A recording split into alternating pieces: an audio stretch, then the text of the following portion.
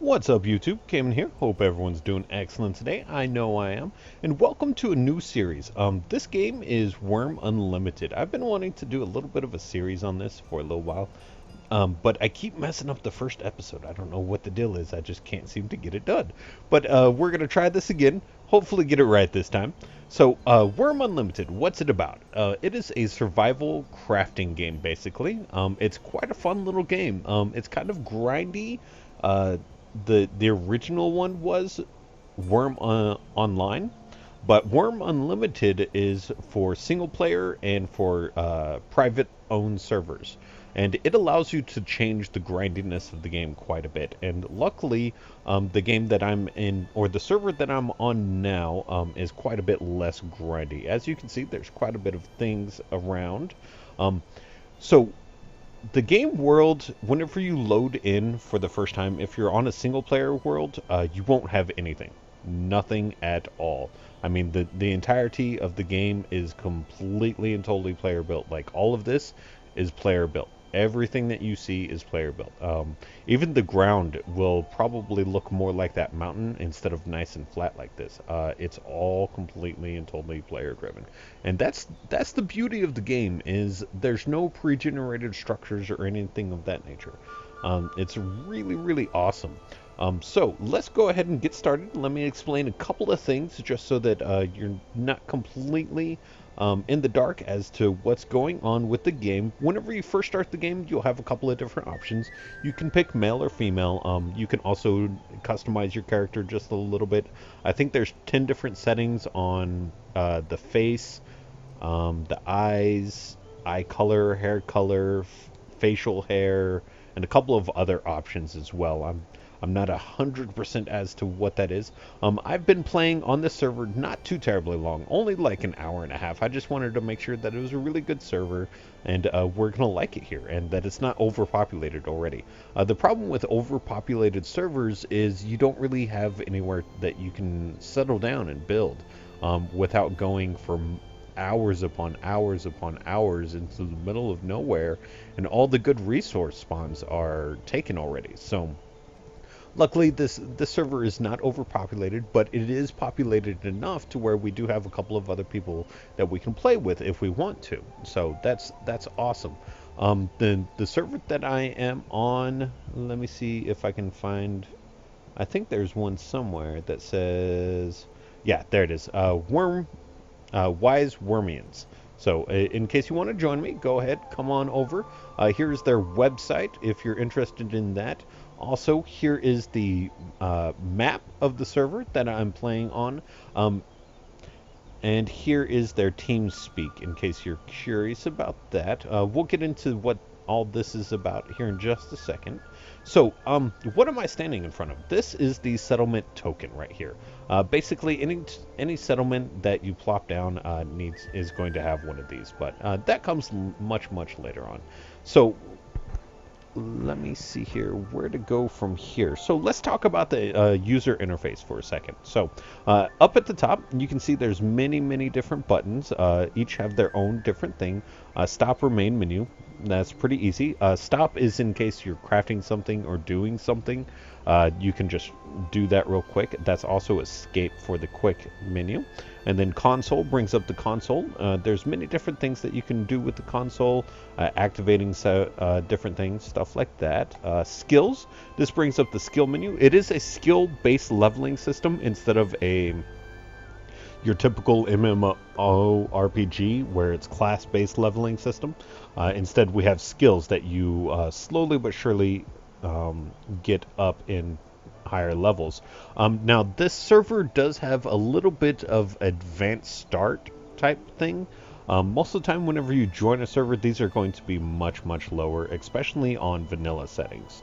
And then let's see here. There's everything here. I've all the ones that are above 1 except for fighting, I've raised up, but the rest of them, fighting started at 10, and then the rest of them started at 1. And as you can see, I've done just a little bit of stuff here and there, not a whole lot.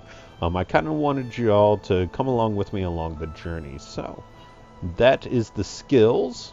Now, there's quite a bit of skills. I mean, quite a bit of skills. So let's go ahead and take a look here. As you can see, I'll just open up all of these for you to see how many skills there are. If there's any particular skill that you're interested in viewing, you can just pause the video there for a second. If you have any questions, comments, concerns, just feel free to ask me down in the comments and I will definitely let you know. If I'm also going a little bit fast and you want some more information on one particular subject, man, words are hard. Just let me know, and I will definitely go into more detail about that. But right now, I'm just trying to do a quick and dirty, just little tutorial. Hey, this is what's going on. This is how you do this. Let's go. So those are all the skills. I'll kind of scroll through them real quick just so that you could see them again. So, yeah. And like I said, there's quite a few skills here. I'm not sure exactly how many skills there are, but there's a ton of them. So, yeah, that is all of them. The religion, we'll get into that later. That's a bit of a complicated subject right there. So we'll get into that a bit later. And then after skills is your inventory. This right here on the left-hand side, as you can see, I've got a few things. All of this I started with, except for the rare coin. That's the only thing that I did not start with. I found that while I was out and about doing stuff. So those come in handy. In fact, let's go ahead and put that in our bank.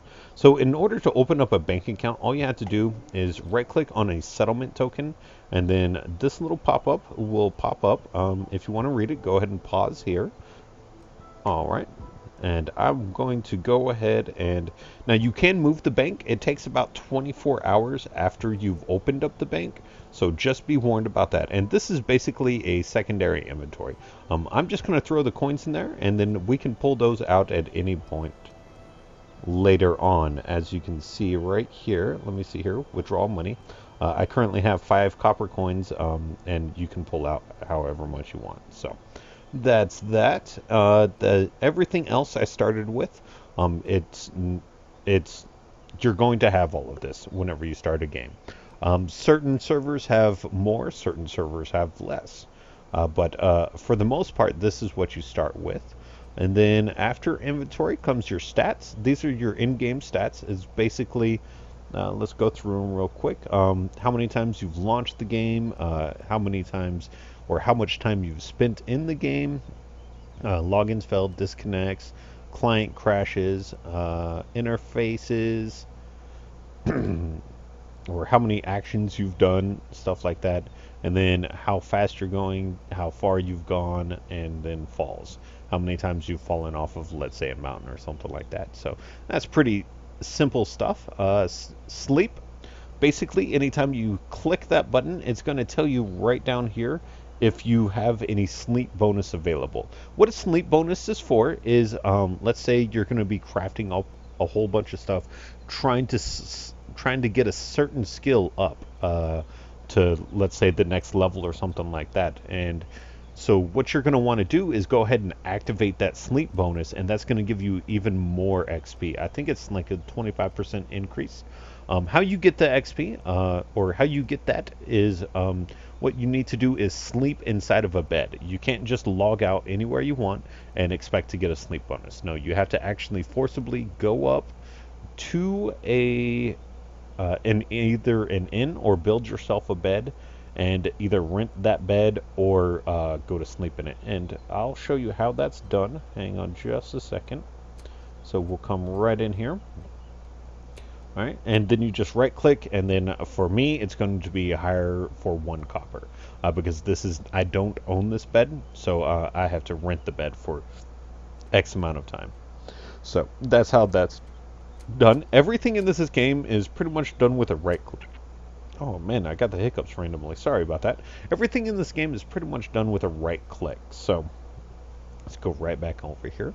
How do you find a really good server? So let me explain a couple of things about servers. There's a couple of different things that you're going to want. You're going to want a really good community on the server. You're going to want to have a server map, especially whenever you're just starting out. That is going to be an invaluable resource for you. and completely and totally invaluable. You can use the in-game map. I just pulled this up by pressing M.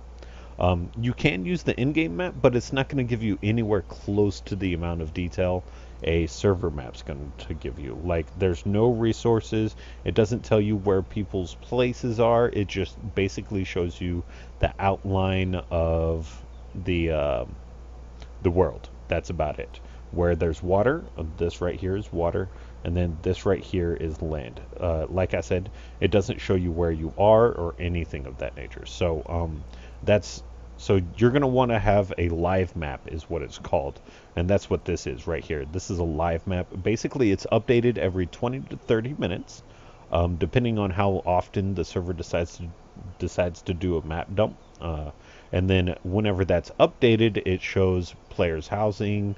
Some maps even go as far as showing where the resources are, what is around the area, stuff like that. Good places to go. Like, there's some really, really nice server maps out there. So that's another thing that you're going to want. Oh, someone's talking to me. Oh, not me. Just talking in general. Another thing you're going to want is the community. You're going to want active players on. Someone that's going to be able to help you out. Definitely. You're not going to want the server to be overcrowded, though, because the problem with an overcrowded server is you're not going to have anywhere to build, unfortunately. So that's another thing you're going to want. What's another thing? TeamSpeak is always a good thing because you can jump in there, talk to people, stuff like that. A website is another thing that's amazing to have for a server. And then you're going to want it to be kind of established, such as this server is. So once you join in, then what? Okay, so next thing you're going to want to do is go out, find you an inn, just like I did. This right here is the inn. As you can see, it's called the Silver Scythe Inn. And then once you find yourself the inn in the starting town, if there's not an inn in the starting town, that's not that big of a deal. Go out, explore just a little bit, see if there is something close by that might be able to do that for you. And if not, then ask in public or in general. In local, we have several different chats. Let's talk about that for a second. We have several different chats. We have local. If anyone's in the immediate area around me, they're going to show up in the local chat. You can ask there if there's anyone there. You can ask in global. This is going to ask throughout both the PvP realms, if they have any, and the world that you are currently loaded on. So there's several different maps. If you open up the map, zoom out, and then no. Oshrana? I don't know. I'm horrible at pronouncing things. But sometimes they'll have multiple different maps. One for PvP and then one for PvE. So what global is going to do is it's going to let you speak with everyone on all the maps. So and then Moren is just this continent. That's all the people are going to be able to speak to you is just on this specific continent. And then trade chat. This is in case you're looking to sell something or buy something. You'll just put want to sell, want to buy, want to trade, and then PC or blah blah blah. It typically has what you want right there. It'll tell you what it's for. And then over next to here is events and friends. I don't have any friends as of yet. I haven't made any friends, so that's cool. But events, on the other hand, as you can see, it tells you every single time an action is taken by you. So every single time you do something, that's going to tell you what's going on down there. There's a couple more. Skills, anytime you get a skill level up, another one will pop up right here. Anytime you're in combat, another one's going to pop up telling you exactly what's going on in the combat. Let me think here. I think that's it just about. Over here in the chat section, you can also have PMs. So let's see here. If I wanted to talk to this person, Ironstorm, all I'd have to do is just right click on their name and then copy name or open chat. And I can open up a private chat with that person. I don't know that person, so I'm not going to. But yeah, that's how that works. Just about everything is controlled by right click in this game, just so that you know. All right, so now that we've discovered those items. And you've explored, you found yourself an inn. Now what? So now you are going to want to find resources. There's 3 major resources that you're going to want. You're going to want to mine. As I have here, right here, there's a public mine right outside of the starter town. And inside of this mine, you are going to want iron. That is one big thing that you are going to have a lot of, is iron. The next resource that you're going to want is clay. And if I can ever get out of this cave, I'll show you exactly what clay looks like. Maybe. Here we go. Okay. If you look way over there in the distance, you can kind of see it. That's clay right there, or it's packed dirt, one of the two. And then the third resource that you're going to want is tar. Without those 3 resources close by, you're going to have a very hard time playing the game. And I do mean a very hard time playing the game. Those are the 3 main resources that you need, along with wood and stone. Those 5 resources you're really going to want to have, but the wood and stone you can find pretty much anywhere. The other stuff is a little bit harder to find. Another thing you're going to want to look for is water. If you have access to good water, see, I have access to great water right there. Here's another tar pit right there. We'll go and check those out. That's where I'm headed right now. Okay, so now that you found all of those resources, let me get over here real quick, just so that I can show you what they look like. Right here. So, as you can see, the mouse over is just going to tell you a little bit about it. It's going to tell you that it's tar or grass or what kind of wood it is, if you hover over a tree block or what's on a tree. And then this is what clay looks like right here, just so that you can get a good view of it. So there we go. All right, so you found your resources, you found your inn. Now what? So now what you're going to want to do is go out and explore. Explore as much as you can. Pick a direction, any direction, doesn't matter what direction you go. If you look right here, I have a compass. I gotta sit for just a second and let it reset. But you're going to start with a compass. Anytime that you die, the compass is going to be in your inventory. Unless it's on vanilla settings, then I think you might lose your compass. I'm not 100% sure on that, but that's fine. There we go. So our compass has buttoned up. So you're going to want to pick a direction and go that direction. Go until you find a really nice spot to live. If you go for a long time and you still haven't found a good spot to live, check your map. That's another good way to find you a good place to live. Check your map. But if you go for a long time in one direction and can't find anything, turn around, go back, or you can /suicide. Just press enter and then /suicide. I'm not going to actually suicide because I don't want to, and that'll take you right back to the spawn point. Whenever you do suicide, however, you will lose a tiny bit of skill points. Early in game, it's not that big of a deal. You'll get back those skill points really fast. So don't worry about it too terribly much. Let's see here. What else do we need to talk about? Let's talk about what all of this stuff down in here is. So right here is our health, stamina, food, water bar. So as you can see, this red bit right here is my health. I was in a fight earlier and I took a little bit of damage, so that took away from that. Let's get rid of that. I'll explain that here in just a second. But as your health goes down, so does your stamina. And as your stamina, and as you heal, your stamina will start to come back. So the green is stamina, the red is health. The blue bar right here is water, and this bar right here is food. So I'm at 50% nutrition, so that is okay at best. Most likely you'll start off with 50% or 0% nutrition, in which is really bad. You want to get that up as quick as possible, but we'll go into that later on once we get established and can actually start worrying about that kind of stuff. Basically, it affects how fast you heal, but for right now, we have some good buffs. For one of them is newbie health. Increases our healing for new players. We get this for 24 hours anytime you join any server.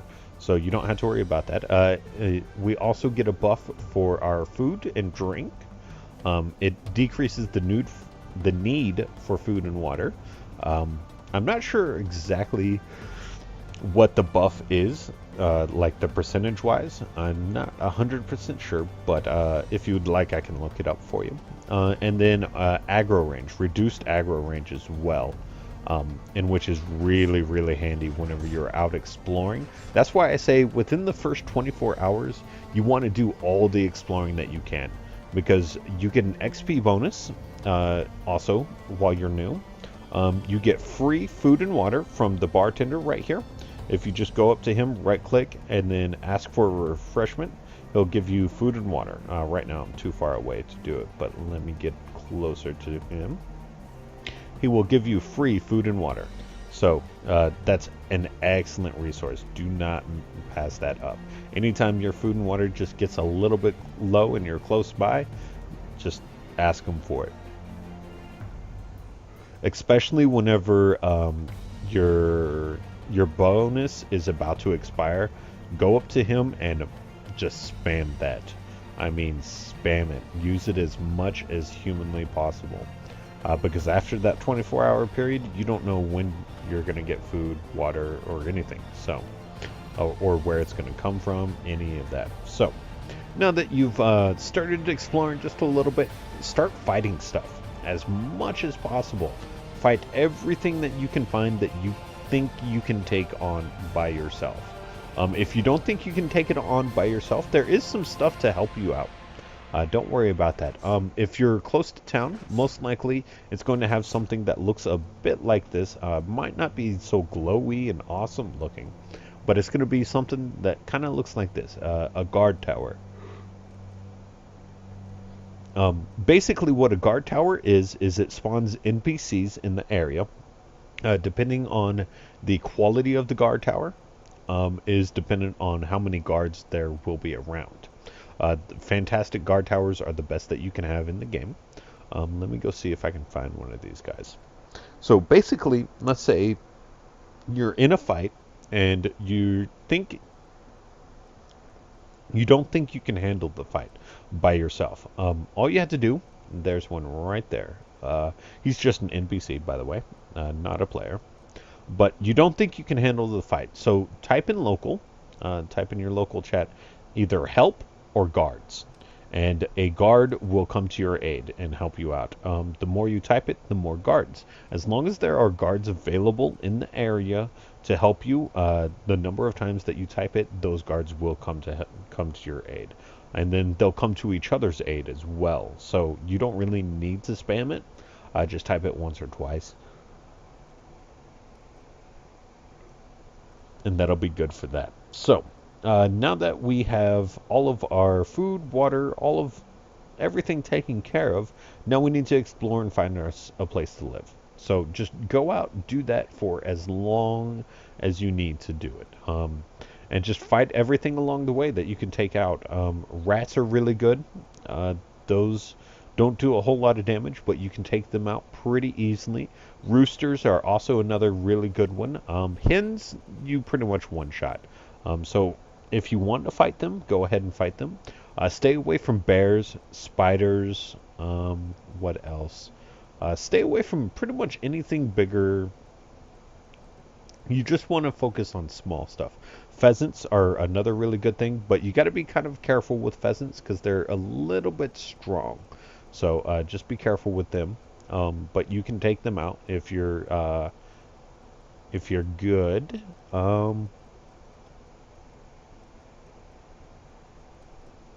What else? I'm just thinking of what else you can fight. I think that's about it to begin with. And you just want to go out and fight as much stuff as humanly possible within the first 24 hours while your health is low, or while your health is while you have this health bonus on, because without that health bonus, your health regens so slowly. Like I would have only regened about half my health by now, that I have already regened. So yeah. Let me think here. What else? So I think, let me check something really quick. Yeah, I think right about here is a really good wrapping up point. Another thing to do while you are out and about, just killing stuff, exploring stuff like that. All the grass tiles that you find, you are going to want to click on, and you are going to want to forage and botanize. The reason for this is it gives you several. Oh man, I can't believe we just got that first off. Man, that is beautiful. So, the reason why you're going to want to forage and botanize so much is you're going to want to get those levels up really high. Those are going to help you out early game. And then another reason is you get resources such as this cotton, lovage, and sage. So lovage and sage, both of these items. Oh, now we got a couple of people in local now. But lovage and sage are awesome for creating stuff. Anytime you can look it up on the wiki. I'll leave a link in the down there for the wiki and all the pages that I think are extremely important. But you can right click on these two and mix them to make a healing salve. Anytime you get any ingredients that you think can be used to make a healing cover, make it. Cotton, do not do anything with cotton. It's used to make bandages, but don't do it. Just save that. You're going to want to keep as much as you can. See, I failed at making that, but my skill went up. Now my natural substance skill is at 2. So keep your cotton. Don't lose it. Anytime you find cotton, put it in your bank for later on. And I'll tell you exactly why in the next episode. So I'm going to go ahead and break the episode off here. I think I pretty much covered everything that you're going to want to do within the first probably 5 to 6 hours of gameplay. Just go out, kill stuff, forage, botanize, and just generally do whatever you can in order to just stay around the area, gather as much resources from this as possible, as much cotton, as much, I think these two can be used. No, they can't. Okay. See, some items are just straight food. I know pumpkins can be used as a healing salve, but I guess basil cannot. But that's fine. Pumpkins are a food source though, and but save those until after your food buff is gone, so that you can eat those later on. But anyways, I'm gonna go ahead and end the episode here. Do all of that stuff, keep it going, and if you happen to like this episode, give me a big thumbs up, and if you're not already, please subscribe, and I'll catch y'all later. Peace out.